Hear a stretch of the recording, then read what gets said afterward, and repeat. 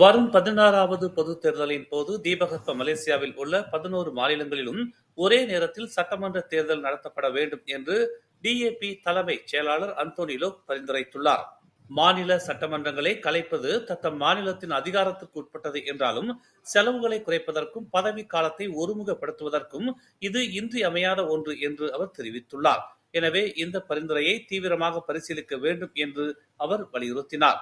சபா மற்றும் சரவாக்கில் நிலவும் மாறுபட்ட சூழ்நிலை காரணமாக அம்மாநிலங்களை தவிர்த்து இதர மாநிலங்கள் அனைத்திலும் பாரம்பரியமாக நாடாளுமன்ற தேர்தலும் சட்டமன்ற தேர்தலும் ஒரே நேரத்தில் நடத்தப்பட்டு வந்துள்ளதாக அவர் சுட்டிக்காட்டினார்.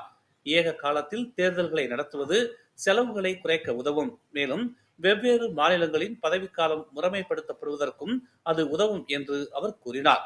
சட்டமன்றங்களை கலைப்பது சம்பந்தப்பட்ட மாநிலங்களின் தனி உரிமை என்றாலும் இந்த விவகாரம் குறித்து கூட்டரசு அரசாங்கத்துடன் குறிப்பாக பிரதமருடன் பக்காத்தான் ஹரப்பான் மாநில அரசுகள் விவாதிக்க வேண்டும் என்று அவர் கேட்டுக்கொண்டார். மேலும் செய்திகளை தெரிந்து கொள்ள தமிழ் மலர் நாளிதழை பாருங்கள். உடனுக்குடன் செய்திகளை தெரிந்து கொள்ள தமிழ் மலர் இணையதளம், தமிழ் மலர் செயலி மற்றும் மலர் டிவி யூடியூப் சேனலை வலம் வாருங்கள். எங்களோடு இணைந்திருக்க மலர் டிவியை பதிவு செய்து கொள்ளுங்கள். உறவுகள் மகிழ்ந்திட விருப்பம் மற்றும் பகிர்வு சேவையை சொடுக்கிடுங்கள்.